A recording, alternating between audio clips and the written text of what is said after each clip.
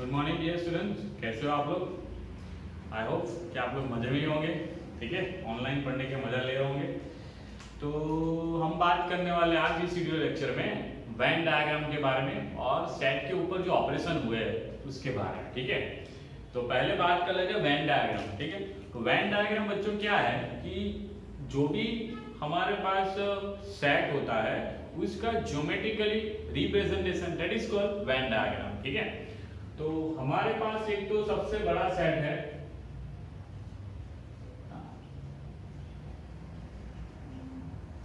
कौन सा सेट, एक तो यूनिवर्सल सेट है ना।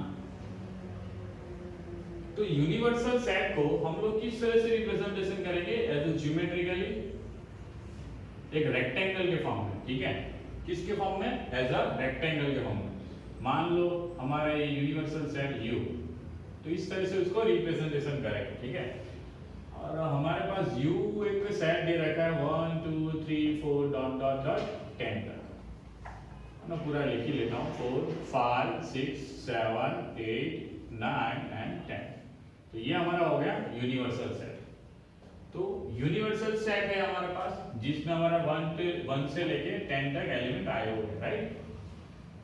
और दूसरा एक सेट ले लेता हूँ सेट A, जो उनमें से बनाया हुआ है, मान लो 1 2 एंड 3 ले लीजिए। तो इसको हम लोग ज्योमेट्रिकली किस तरह से रिप्रेजेंट करेंगे, जो यूनिवर्सल सेट है उसको हम लोग स्क्वायर ब्रैकेट के स्क्वायर के फॉर्म में रिप्रेजेंट करेंगे, और अनदर जो सेट उसमें से बनाएंगे उसको सर्कल के फॉर्म में रिप्रेजेंट करेंगे।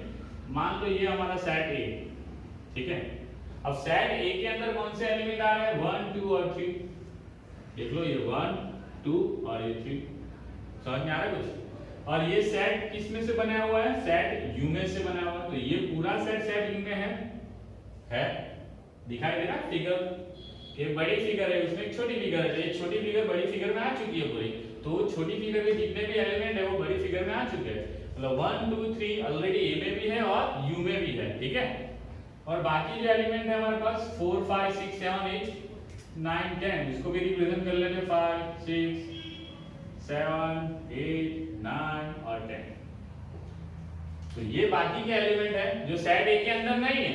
समझ में आ रहा है कुछ। सेट A के अंदर कितने हैं, 1 2 और 3 है। 4 5 6 7 8 9 और 10 जो है वो सेट U के अंदर है। तो मैंने वो U के अंदर लिखे, A के अंदर लिखे नहीं है। आई होप बच्चों की आपको समझ में आया होगा। इसको क्या बोलते हैं हम लोग, वेन डायग्राम बोलते हैं। क्या बोलते हैं बच्चों, वेन डायग्राम। ठीक है, तो याद रखना है यूनिवर्सल सेट को हम लोग U से रिप्रेजेंट करेंगे, कैपिटल U, वो रेक्टेंगल के फॉर्म में रिप्रेजेंट करेंगे, और अनदर सेट जो होंगे उसको सर्कल के फॉर्म में रिप्रेजेंट करेंगे। समझ में आया कुछ।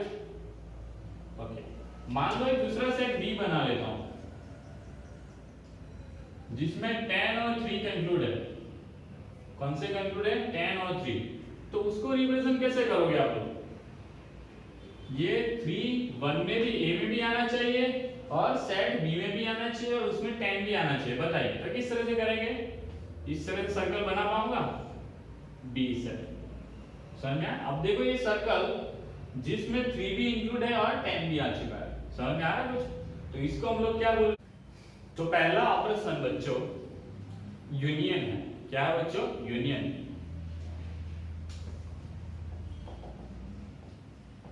ठीक है, यूनियन ऑफ सेट। अब यूनियन का मीनिंग तो आपको पता ही होगा, जैसे बहुत बार सुना हो हम लोगों ने कि जैसे कि फैक्ट्री में यूनियन ने हड़ताल कर दी, राइट। मजदूरों के यूनियन ने हड़ताल कर दी, राइट। डॉक्टर की यूनियन ने हड़ताल कर दी, right.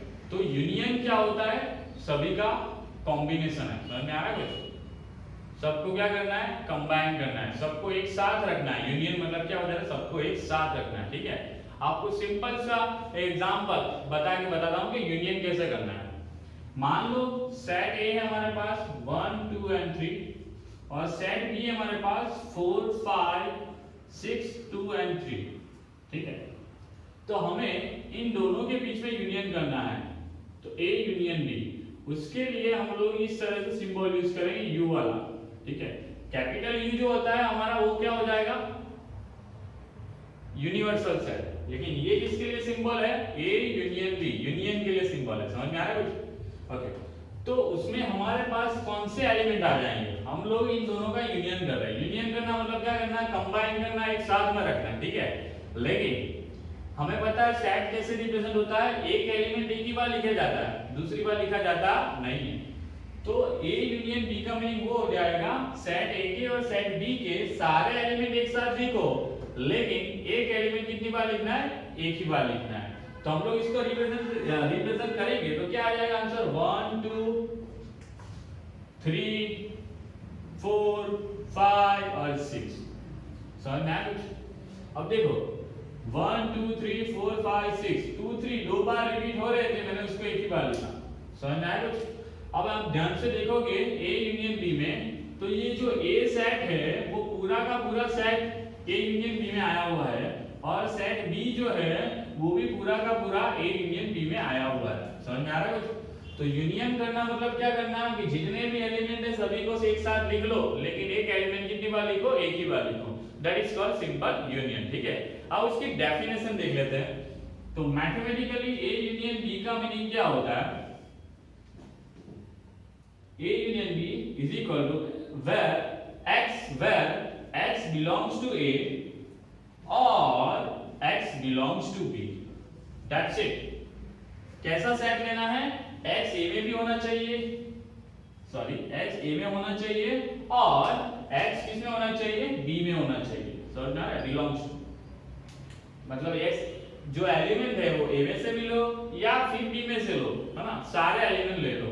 That is called what, क्या बोलते हैं, A union B। I hope बच्चों ये आपको समझ में आया होगा, ठीक है। A यूनियन B का मीनिंग क्या हो जाएगा, x belongs to A और x belongs to B, ठीक है। आपको प्रैक्टिकली बताया मैंने, हमारे पास सेट था 1 2 3, दूसरा सेट था 4 5 6 2 3। तो जो भी एलिमेंट है सारे एलिमेंट ले लो A यूनियन B में, लेकिन एक एलिमेंट कितनी बार लिखना है, एक ही बार लेना है। और इसकी मैथमेटिकल डेफिनेशन भी मैंने आपको बता दी। आई होप बच्चों ये सेट का जो यूनियन है आपको समझ में आया होगा, ठीक है। अब यूनियन के बेसिस पे हमारे पास जो उसकी प्रॉपर्टी है वो देख लेते हैं, ठीक है। तो बच्चों अब बात कर लेते हैं property of union of set, right. मतलब यूनियन की कौन कौन सी प्रॉपर्टी आएगी वो, ठीक है। पहली जो प्रॉपर्टी लेता हूं मैं, A union B is equal to B union A, ठीक है।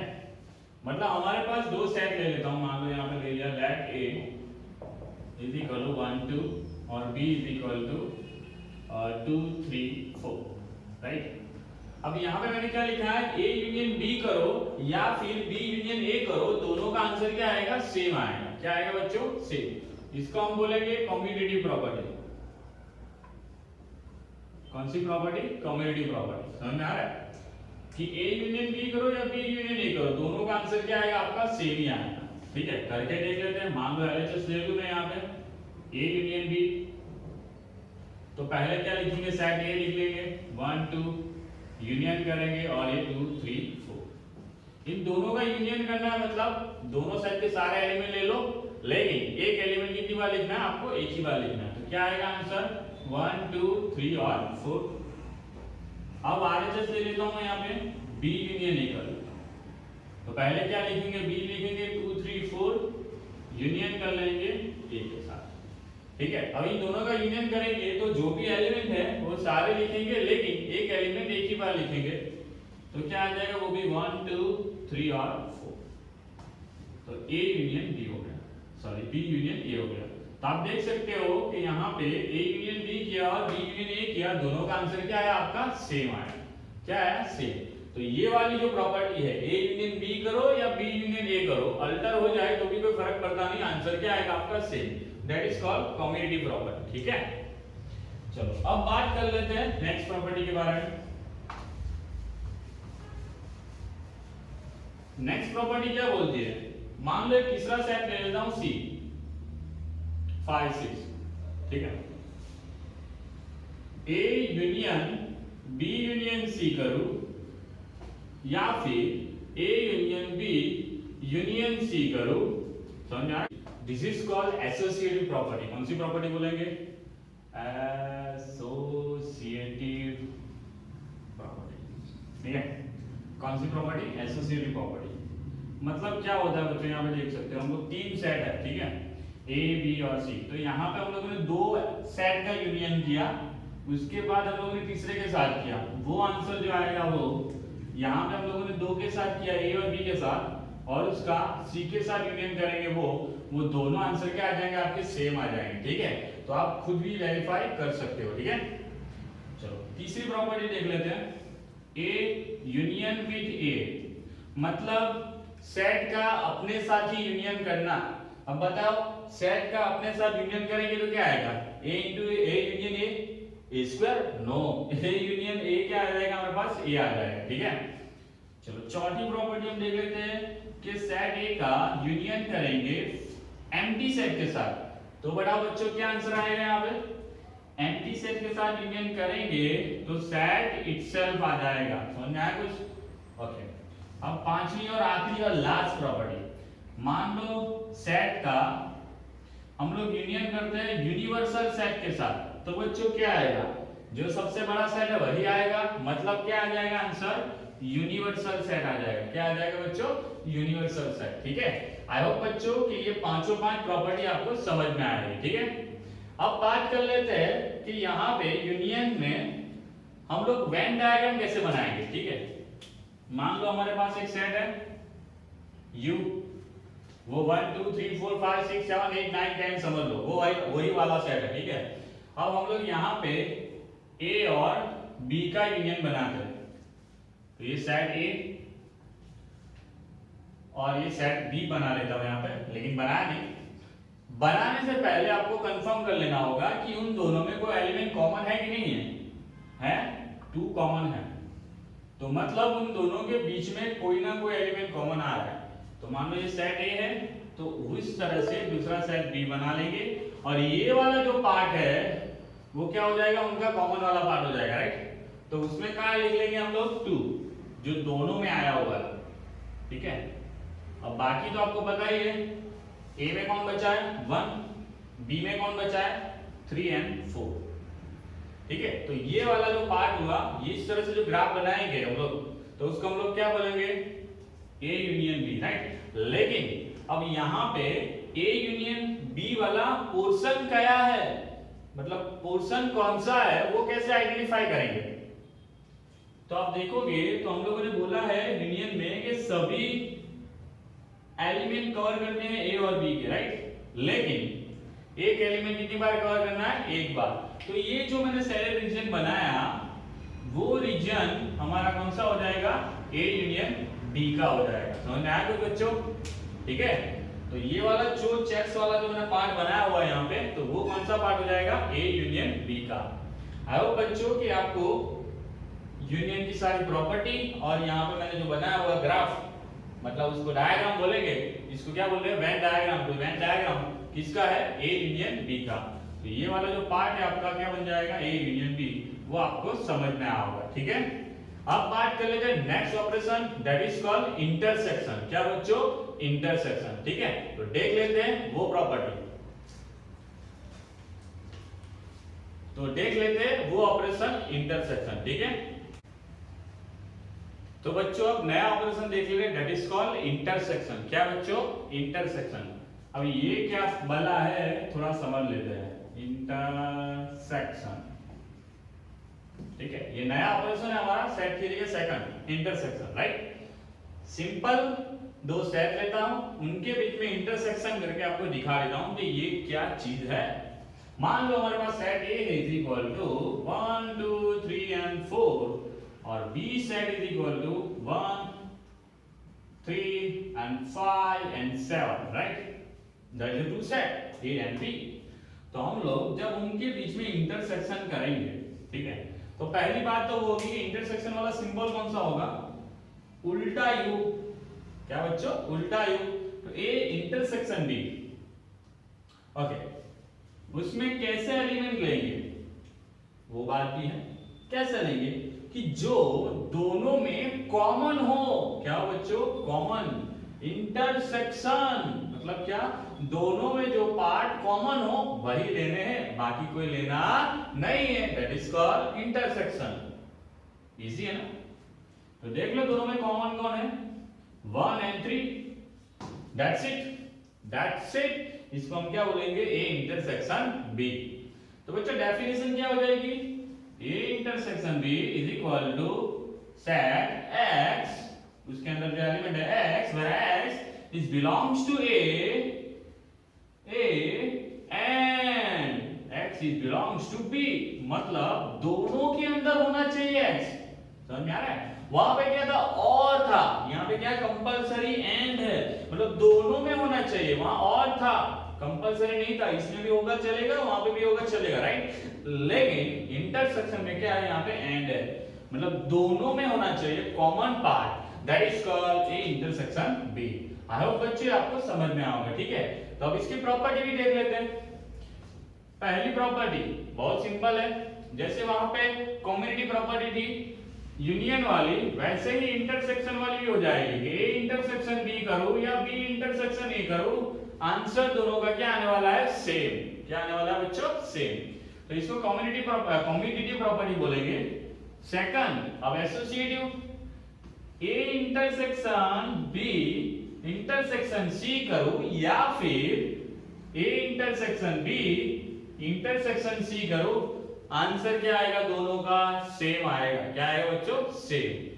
तीसरी प्रॉपर्टी, ए इंटरसेक्शन ए, मतलब सेट का अपने साथ ही इंटरसेक्शन करेंगे तो क्या आंसर आएगा, क्या आएगा, ए आएगा, और क्या, ठीक है।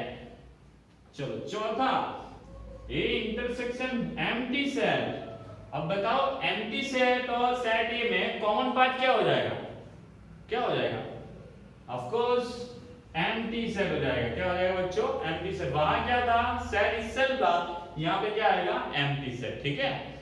आखिरी and final, A intersection you बोले तो यूनिवर्सल सेट। तो यूनिवर्सल सेट के साथ इंटरसेक्शन करेंगे तो क्या आंसर आएगा, सबसे छोटा सेट लेंगे। यहाँ पे यू तो सबसे बड़ा है, ये छोटा है, तो उन दोनों में जो कॉमन पार्ट होगा कौन सा होगा, यही होगा, क्योंकि ए जो है यू का सबसेट है। समझ में आ रहा है कुछ, ए जो है यू का सबसेट है, तो ए इंटरसेक्शन यू करूंगा तो आंसर क्या आ जाएगा, ए, क्योंकि उनमें जो कॉमन पार्ट है वही आ जाएगा। समझ में आ रहा है? तो आई होप बच्चों की ये प्रॉपर्टी और ये डेफिनेशन आपको समझ में आओगी, ठीक है। अब क्या बाकी रह गया, वेन डायग्राम, ठीक है। अब मान लो मैं दो सेट ले लेता हूं, कहां लो यहां ले लेता हूं, ठीक है।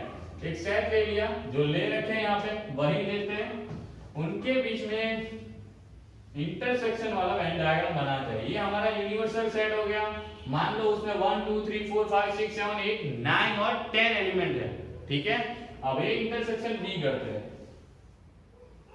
चलो ये ए सेट ले लिया, ये बी सेट ले लिया, राइट।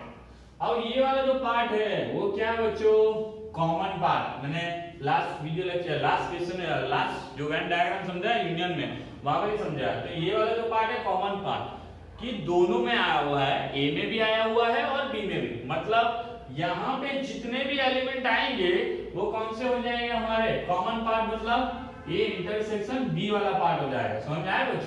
तो यहाँ पे कौन से एलिमेंट आएंगे हमारे लिए, 1 और 3, और बाकी जो बचा हुआ पार्ट है ए में कौन सा आएगा, और 2 और 4, यहाँ जाएगा 5 और 7। तो ये वाला जो पोर्शन है वेन डायग्राम में, ये वाला जो पोर्शन बचेगा जो सैडल रीजन है, वो हमारा कौन सा हो जाएगा, ए इंटरसेक्शन बी।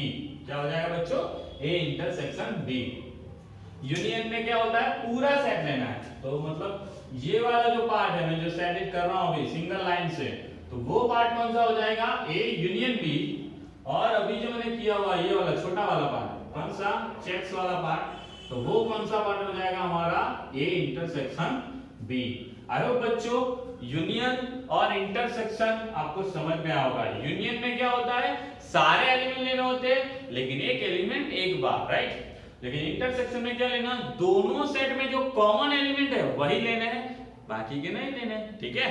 तो आई होप बच्चों की दोनों सेट की डेफिनेशन और प्रॉपर्टी आपको समझ में आ गई, ठीक है। अब हम बात करते हैं next topic, next operation, that is called difference of a set. क्या बच्चों, डिफरेंस ऑफ अ सेट, मतलब दो सेट का डिफरेंस लेने वाला, ठीक है। देख लेते हैं हम लोग। तो बच्चों अब देख लेते हैं हम लोग डिफरेंस ऑफ अ सेट। चलो स्टार्ट करते हैं difference of a set. difference set, difference of a set, whatever you can call it, right? तो दो सेट का डिफरेंस लेना है, कैसे लेंगे?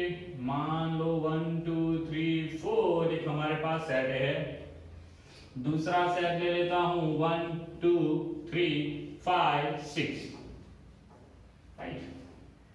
क्या करना है प्रैक्टिकली देख लेते हैं। मान लो आपको ए और बी का डिफरेंस लेना है, तो उसको कैसे सिंबलाइज करेंगे? a minus B, a minus B that is called, क्या बोलेंगे? a डिफरेंस b, ठीक है? क्या बोलेंगे इसको? a difference b। तो प्रैक्टिकली कैसे करना है समझा देता हूं। सेट a लिख लीजिए 1 2 3 और 4 माइनस 1 2 3 5 और 6, ठीक है? जो भी आंसर आएगा वो आगे वाला जो सेट है उसके ऊपर डिपेंड करेगा, याद रखना। तो यहां पे क्या करना है बच्चों कि दोनों में जो कॉमन एलिमेंट है वो हटा दो। क्या कर लो बच्चों? हटा दो। और जो आगे वाला जो बचा हुआ सेट है उनके रिमेनिंग एलिमेंट लिख लो, that is called a minus b, that is called difference of a set, ठीक है? क्या करना है? दो सेट में डिफरेंस करना है, जो क्या बोलते हैं, जिस दो सेट में आपको डिफरेंस करना है उस डिफरेंस करने के टाइम पे ला कुछ नहीं करना।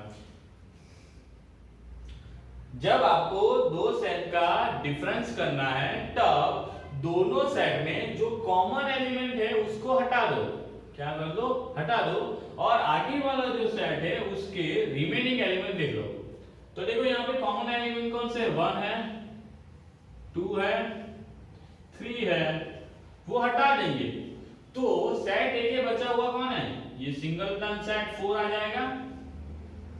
तो इसको हम बोलेंगे a माइनस बी। क्या बोलेंगे बच्चों? a माइनस बी, ठीक है? चलो b माइनस ए निकालना होगा तो क्या आएगा? सेम प्रोसीजर, ठीक है? लेकिन इस बार आगे कौन है? b है, तो सारा आंसर किसमें से आएगा? b में से आएगा। समझ में आ रहा है कुछ? माइनस 1 2 3 और ये 4, तो उनमें जो कॉमन एलिमेंट वो निकाल लेते हैं। कौन से? 1 2 3, 1 2 3 हट गया। तो बचा हुआ कौन सा पार्ट है? 4 और 5, है ना? है ना? नहीं भाई, 5 और 6, ये 5 एंड 6, तो b माइनस ए क्या आ जाएगा अपना? 5 एंड 6, ठीक है? तो आपको बच्चों यहाँ पे डिफरेंस ऑफ अ सेट समझ में आया होगा। क्या करना है? दो सेट का जब भी डिफरेंस लेना हो तो दोनों में से कॉमन एलिमेंट निकाल दो और आगे जो बचा हुआ सेट है उसके जो बचे हुए एलिमेंट है वो लिख लो, that is called difference of a set, ठीक है? अब इसकी डेफिनेशन देख लेते हैं। तो a माइनस b के लिए क्या आ जाएगा बता बच्चों? x where x is belongs to a, x is belongs to a and x is does not belong to b। कैसे लेना है? ऐसा x लेना है जो a में है लेकिन b में नहीं है। समझ में आया कुछ? और b माइनस a के लिए क्या लिखोगे? x where x is belongs to b, but भी लिख सकते हो and x is does not belongs to a। समझ में आया कुछ? लेकिन क्या x belongs to b में होना चाहिए लेकिन a में होना चाहिए नहीं। समझ में आया कुछ? तो वैसे जो बनता है सेट इसको हम क्या बोलेंगे? Difference of a set a minus b या फिर b माइनस a रिस्पेक्टिवली, ठीक है? आई होप बच्चों ये आपको समझ में आया होगा डेफिनेशन, ठीक है? अब इसका वेन डायग्राम की बात कर लेते हैं। फिर से यहाँ पे यूनिवर्सल सेट ले लिया मैंने। अब यहाँ पे एलिमेंट नहीं दर्शाऊंगा, सीधा सीधा सेट ही बताऊंगा, ठीक है? चलो तो बच्चों ध्यान से देखना, ये सेट ए है हमारा, सेट ए, ठीक है? और ये सेट बी, दोनों में कॉमन एलिमेंट कौन सा है? ये वाला पार्ट, ठीक है? उसको निकाल दो तो जो बाकी बचा वाला पार्ट कौन सा हो जाएगा? सेट ए में ये वाला बन जाएगा। समझ में आ रहा है कुछ? और सेट बी में ये वाला बन जाएगा। तो ये वाला जो पार्ट है वो कौन सा हो जाएगा हमारा? a minus B. ये वाला जो पार्ट है हमारा कौन सा हो जाएगा? b माइनस ए। क्या हो जाएगा बच्चों? b माइनस ए। समझ में आ रहा है कुछ? दोनों में जो कॉमन पार्ट है वो हटा दिया तो जो सेट ए में बचा हुआ पार्ट वो क्या बन जाएगा a माइनस बी, और सेट बी में बचा हुआ पार्ट b माइनस ए। समझ में आ रहा है कुछ? और ये वाला पार्ट क्या बोलेंगे, a इंटरसेक्शन b, और ये पूरा जो है ये वाला, ठीक है, मैं जो कर्ली लाइन से जो ड्रॉ कर रहा हूं, ये पूरा ये कौन सा हो जाएगा हमारा a यूनियन b।